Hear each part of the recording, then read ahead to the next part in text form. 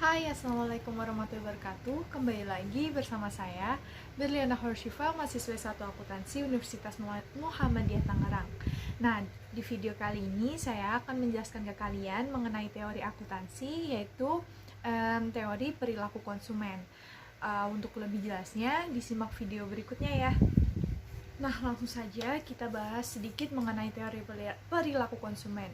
Perilaku konsumen itu sendiri adalah studi tentang bagaimana individu, kelompok, dan organisasi memilih, membeli, menggunakan, dan bagaimana barang, jasa, atau ide pengalaman untuk memuaskan kebutuhan dan keinginan mereka.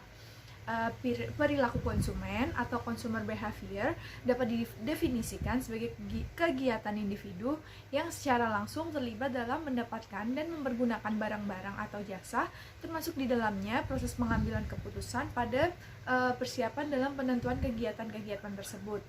Nah, dalam melakukan konsumsi pasti ada beberapa perilaku konsumen yang bisa dipantau dan dianalisis. Nah, tentu perilaku ini terjadi karena dipengaruhi oleh beberapa faktor, di antaranya yang pertama ada faktor budaya. Nah, budaya itu sendiri adalah faktor dasar, faktor yang paling dasar untuk menentukan dari keinginan dan perilaku individu. Titik perilaku individu dapat dipengaruhi dari lingkungan keluarga dan institusi lainnya.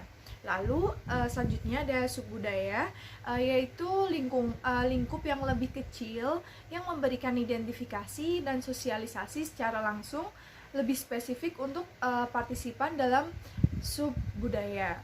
Lalu yang ketiga ada kelas sosial. Nah, kelas sosial ini sendiri merupakan lingkungan yang memiliki tingkat kecenderungan serta dan bertahan lama dalam suatu masyarakat yang paling berbagi nilai, minat, dan perilaku yang sama.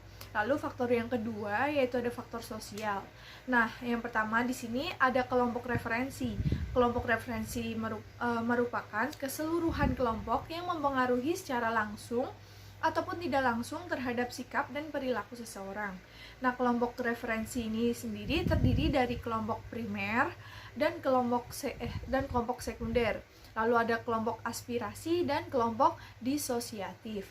Nah, kelompok primer ini sendiri adalah sebuah kelompok di dalamnya terdapat individu yang berinteraksi secara tidak formal dan berkelanjutan. Nah, misalnya di sini ada keluarga, teman, tetangga, dan rekan kerja. Lalu kelompok sekunder itu sendiri adalah kelompok yang di dalamnya terdapat individu yang berinteraksi dengan lebih formal dan tidak terlalu kelanjutan ya. Misalnya ada masyarakat. Lalu kelompok aspirasi itu sebuah kelompok di mana individu ini ingin bergabung di dalam kelompok tersebut. Lalu kelompok disosiatif merupakan sebuah kelompok yang ditolak oleh individu karena memiliki nilai dan perilaku yang tidak bisa diterima oleh kelompok tersebut.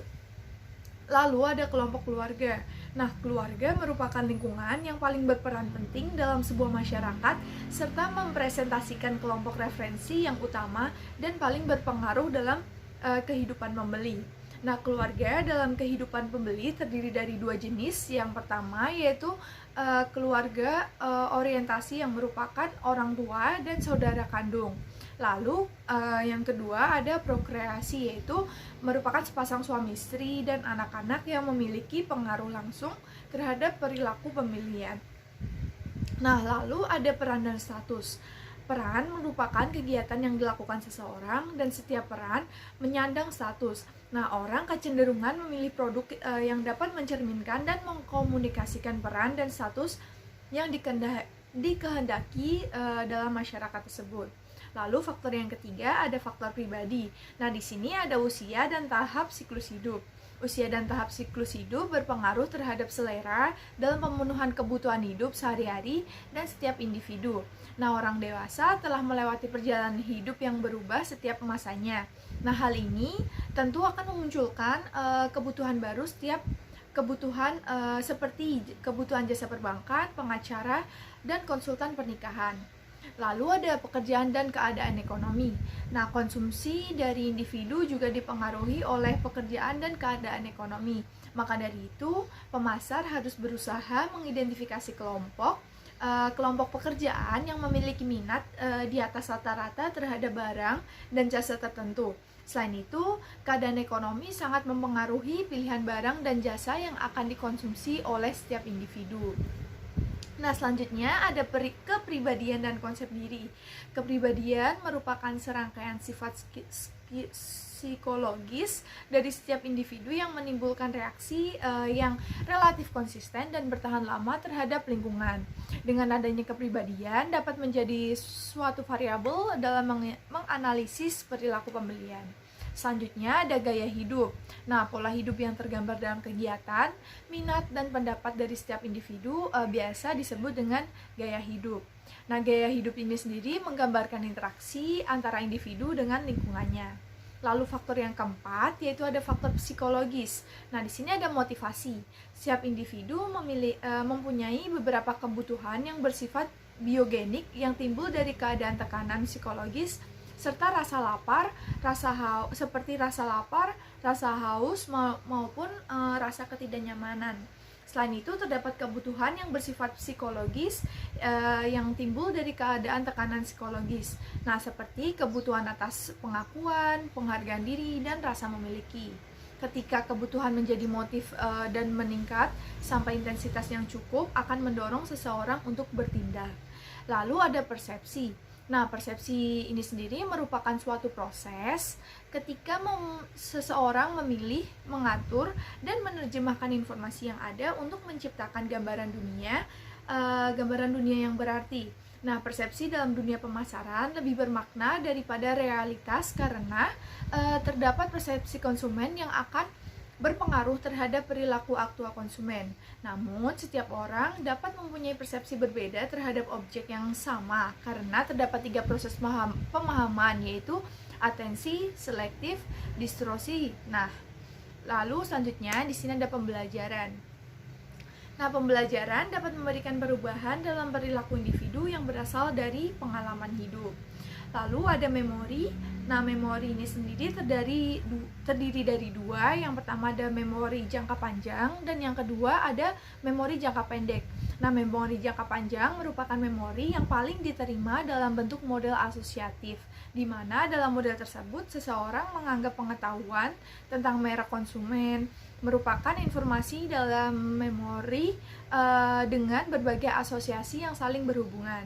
Asosiasi merek terdiri dari pengetahuan perasaan, persepsi citra, pengalaman, kepercayaan sikap, dan lain-lain yang berhubungan dengan merek.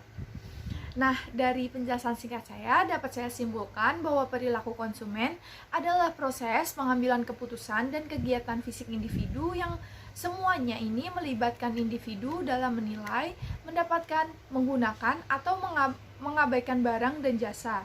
Nah, banyak faktor yang mempengaruhi perilaku konsumen, diantaranya ada faktor budaya, ada faktor sosial, psikologi, dan faktor marketing strategi.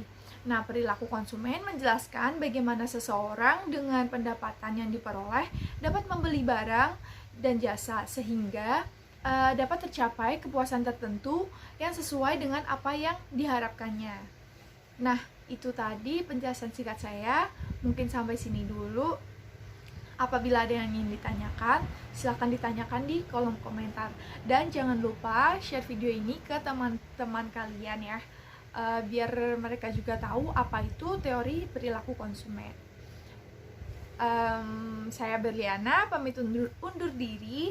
Sampai berjumpa di video selanjutnya. Dadah, wassalamualaikum warahmatullahi wabarakatuh.